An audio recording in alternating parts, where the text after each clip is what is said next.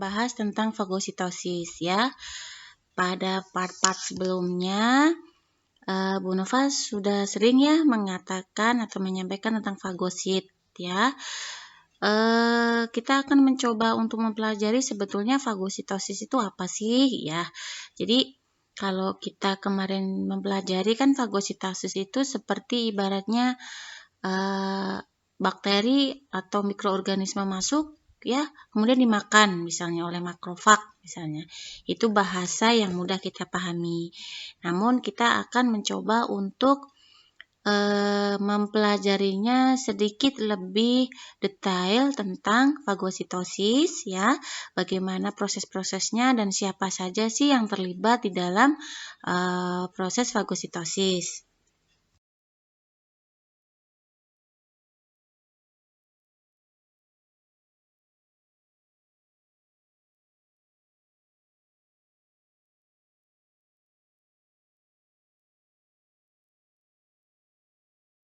Lakukan penelanan ya, menelan, jadi selnya itu ditelan ya, terus kemudian dipecah-pecah menjadi suatu partikel, nah kemudian dimasukkan ke dalam sitoplasma, gitu ya, itu adalah fagositosis. Jadi kalau ditanya fagositosis itu terjadi di mana ya, tentunya setelah partikel itu ditelan terus kemudian menjadi suatu partikel-partikel kecil, itu akan dibawa ke sitoplasma. Nah, pada proses fagosit itu sel darah putih itu akan melindungi tubuh dengan cara memakannya atau mencernanya ya, mencernanya dari partikel-partikel benda asing ya, kemudian bakteri dan dari sel-sel yang mati gitu ya. Intinya makanya kalau bahasa mudahnya kita pahami, jadi fagosit itu adalah proses menelan ya, proses menelan benda-benda asing ke dalam suatu sel pertahanan tubuh kita ya, kemudian akan dimasukkan ke dalam sitoplasma. Nah, ada beberapa sel yang terlibat di dalam proses fagosit ya, atau proses fagositosis. Yang pertama adalah makrofag. Bu Nova sudah menyampaikan pada pertemuan sebelumnya bahwa komponen sel darah putih itu kan ada yang bergranula dan ada yang tidak bergranula ya. Nah, yang tidak bergranula itu kan contohnya monosit, limfosit. Yang bergranula contohnya neutrofil, eosinofil, basofil. Nah, sel fagosit ini itu banyak terlibat oleh monosit. Nah, monosit ini nanti dia akan berkembang menjadi makrofag. Ya, karena monosit ini adalah bagian terbesar dari sel darah putih. Ya, gitu.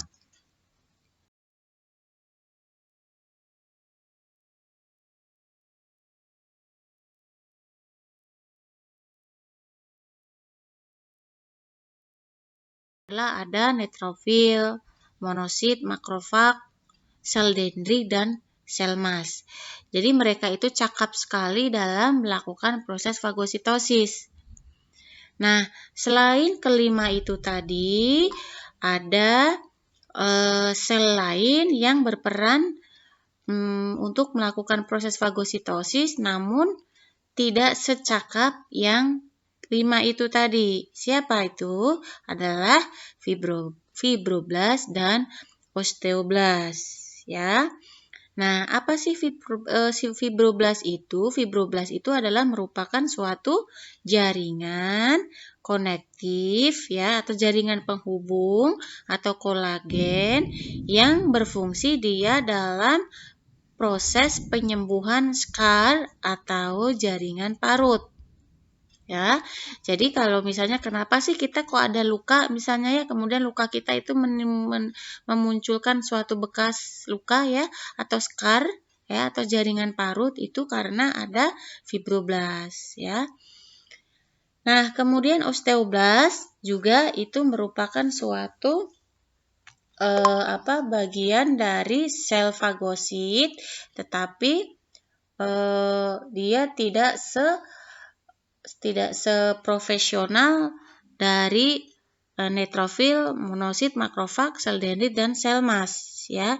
Jadi osteoblast itu adalah sel yang berasal dari jaringan penunjang sel induk dari sumsum tulang.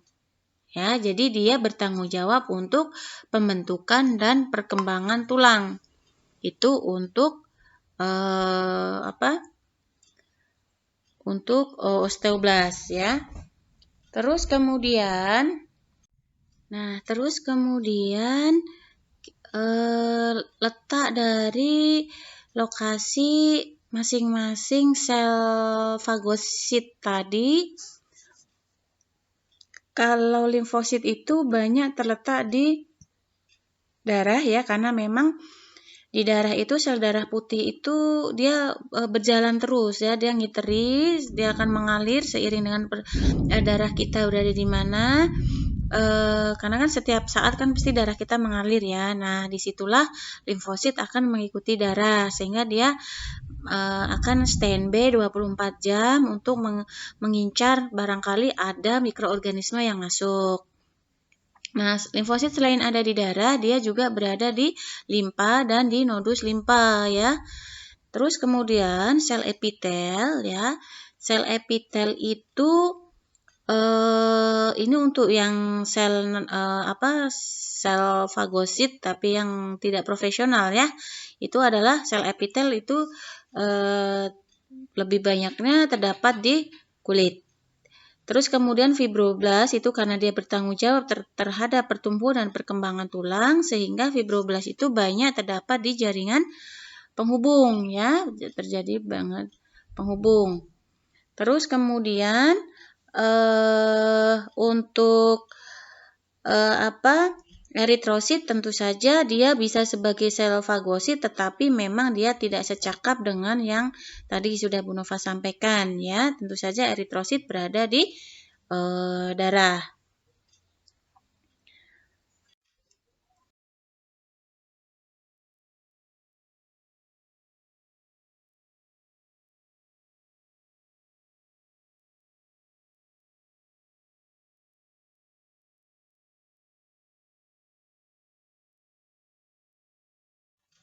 Kemudian untuk sel fagosit yang profesional itu adalah neutrofil monosit, itu berada di darah, ya. Dia akan terus mengawasi berjalan sesuai dengan aliran darah kita kalau ada mikroorganisme atau patogen yang masuk. Terus kemudian monosit dan makrofag selain berada di monosit selain berada di darah, dia juga berada di sumsum tulang bersama dengan makrofag. Gitu. Nah, selain makrofag berada di sumsum tulang, makrofag juga berada di patch pair yang ada di usus dan usus halus, ya. Nah, terus kemudian ada juga sel dendrit, terus kemudian makrofag yang konvensional, artinya yang terdepan, ya, yang sederhana, dan sel mas itu dia berada di kulit, ya, atau di mukosa, membran mukosa. Jadi misalnya membran mukosa di saluran pernapasan kita itu ada sel mas, sel dendrit. Di kulit kita juga ada sel dendrit. Jadi biasanya sel dendrit, sel mas, ya, makrofag yang bertugas pada lini depan itu biasanya berada di kulit. Nah, terus kemudian reseptor. Jadi proses fagositosis ini bisa berjalan atas peran dari reseptor. Namanya adalah reseptor fagositik dan reseptor opsinin, ya. Nah, reseptor fagositik itu dia berikatan dengan ligan mikroba, ya, karena pada saat misalnya makrofag akan menelan patogen tadi, itu harus berikatan dulu dengan reseptor, ya, gitu. Nah, kalau opsonin reseptor itu adalah ada dua, yaitu reseptor secara komplement yang sudah kita bahas pada pertemuan part sebelumnya ya, ada komplement dan ada imunoglobulin reseptor vektor ya. Nah, reseptor opsonin ini dia adalah cleavage atau pecahan dari komplement ya. Misalnya ada komplement C3. Jadi dia pecahannya adalah C3b ya misalnya. Terus kemudian kalau reseptor vektor imunoglobulin itu dia akan berikatan dengan imunoglobulin vektor reseptor yang ada di makrofag ya gitu. Dia akan berikatan dengan antibodi ya. Nah, tahapan-tahapan proses fagositosis itu yang pertama dia akan kemoktaksis dulu. Kemoktaksis itu dia akan bergerak ya. Terus kemudian dia akan menggelinding ya, bergerak dengan cara menggelinding. Terus kemudian dia akan pembentukan dari fagosom siap-siap untuk siap-siap mau menelan ya. Terus kemudian setelah itu adalah dicerna ya. Jadi tahapan proses fagositosis itu adalah kemoktasis, kemudian adherens ya. Adherens itu ibaratnya seperti ikut saja di mana dia akan dibawa ya itu. Terus kemudian setelah itu akan membentuk fagosom dan kemudian kalau sudah terbentuk dia akan dicerna. Nah, ini secara garis besarnya gambar bagaimana proses kemoktasis ya pada fagosit dan adherens itu. Dia akan masuk ke membran plasma, kemudian ya masuk yang kedua ingestion of microbial by fagosit. Kemudian nomor 3 dia akan membentuk vesicle ya atau disebut dengan fagosom tadi ya. Dibuatkan oleh vesicle. Terus kemudian vesicle itu nanti akan bergabung ya dengan lisosom ya. Jadi makanya kalau kita berbicara tentang bagian struktur dari sel kita kan ada yang namanya lisosom. Lisosom itu adalah sebagai tempat dapurnya sel, tempat memasak. Jadi setelah terbentuk vesicle fagosom itu akan bergabung dengan lisosom fagosom tadi ya. Kemudian dia akan dicerna oleh mikroba. Kemudian setelah itu akan terjadi pembentukan sisa-sisa dari apa yang sudah dia cerna ya, material-material yang sudah dia lakukan ingesti yang masuk ke dalam sel tadi itu kemudian akan dibuang ya, akan dikeluarkan.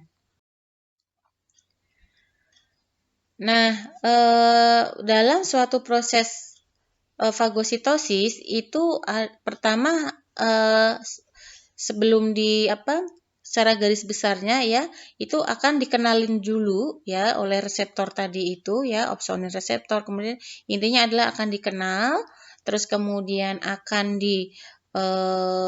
attach ya, akan diikat ya, terus kemudian dimasukkan, dicerna, kemudian dibunuh dan didegradasi untuk dilakukan pengeluaran ya. Nah, untuk proses inflamasi itu ada 5 tanda-tanda inflamasi yaitu kalor ya. Kalor di sini adalah dia akan panas ya. Kemudian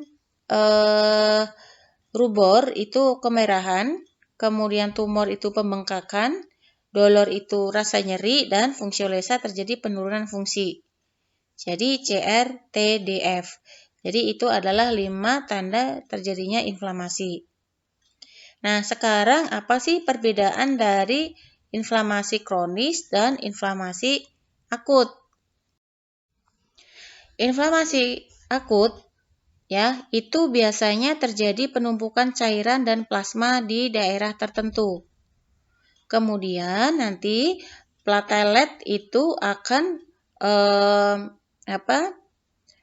aktivasi dari intravaskuler itu platelet. Jadi platelet itu nanti akan masuk ke dalam pembuluh darah untuk mengeluarkan benang-benang fibril, gitu ya.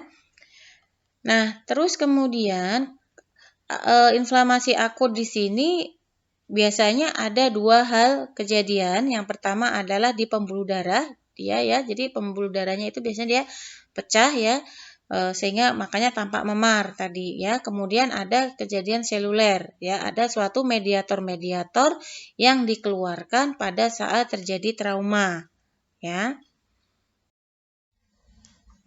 Nah, untuk yang di vaskuler atau pembuluh darah di sini ada dua fase ya, ada dua fase yaitu perubahan hemodinamik dan perubahan permeabilitas vaskuler.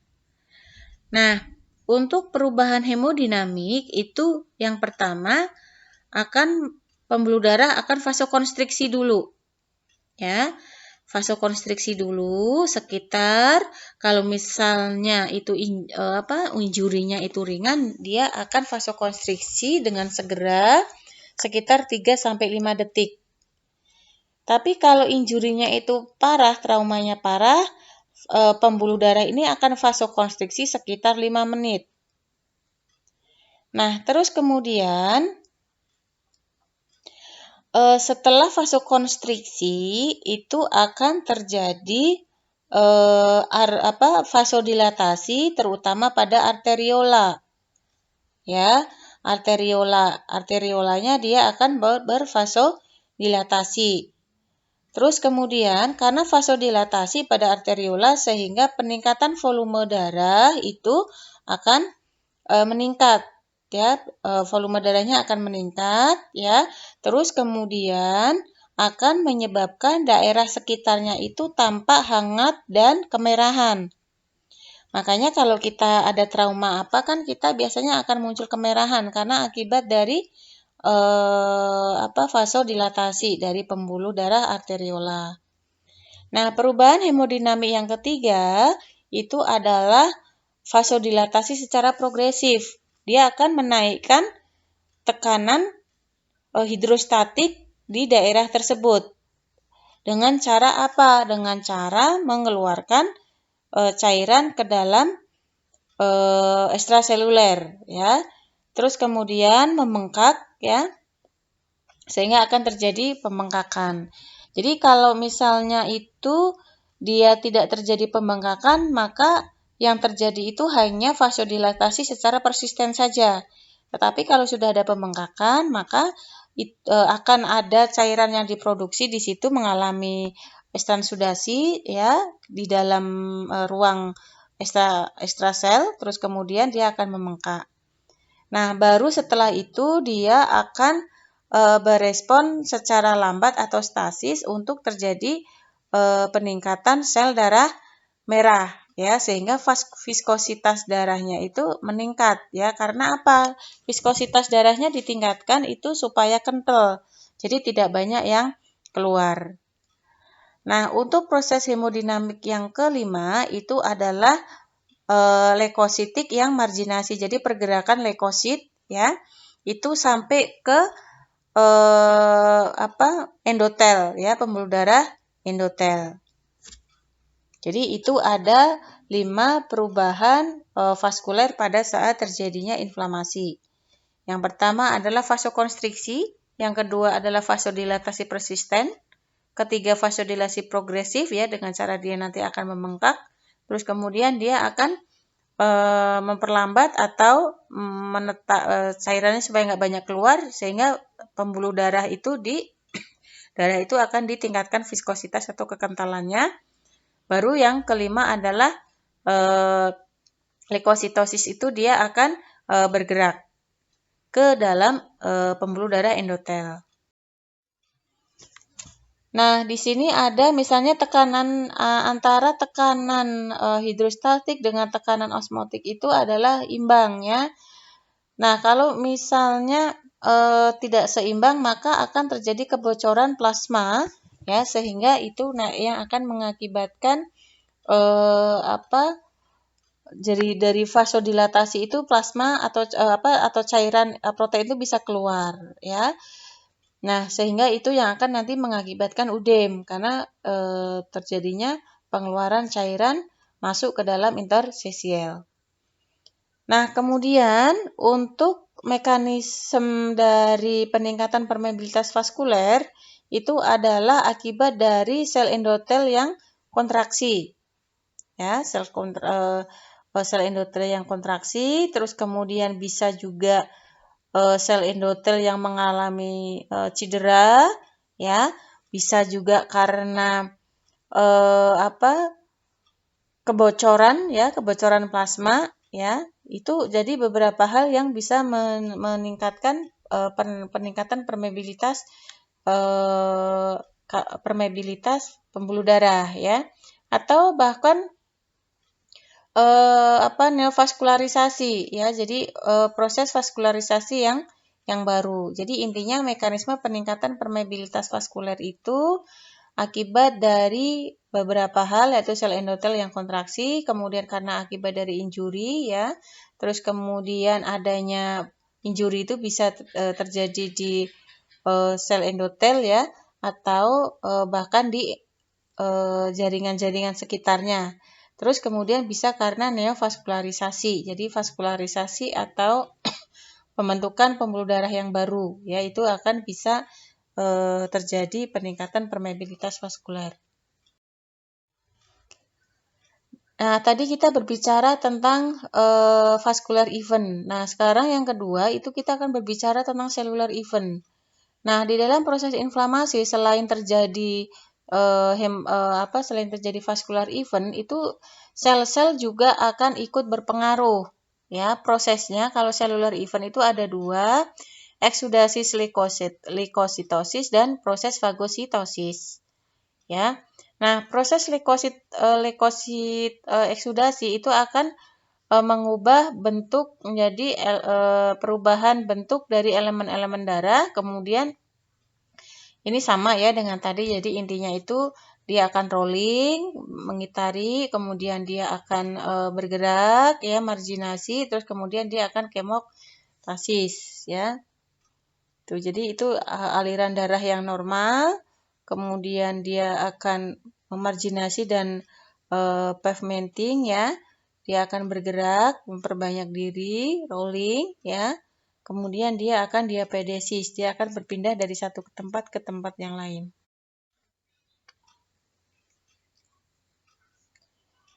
Nah, ini adalah bagaimana leukosit itu akan terjadi eksudasi, ya. Proses terjadinya eksudasi itu adalah dari rolling, ya, dari pergerakan dia akan mengaktifasi integrin, ya, oleh kemokin. Kemudian adesinya itu dia akan stabil, kemudian dia baru akan berpindah ke endotel tadi. Nah, untuk yang terakhir adalah bagaimana mekanisme inflamasi, ya. Ini jaringan yang mengalami luka ini akan mengeluarkan tanda-tanda senyawa kimia, yaitu histamin dan senyawa kimia lainnya.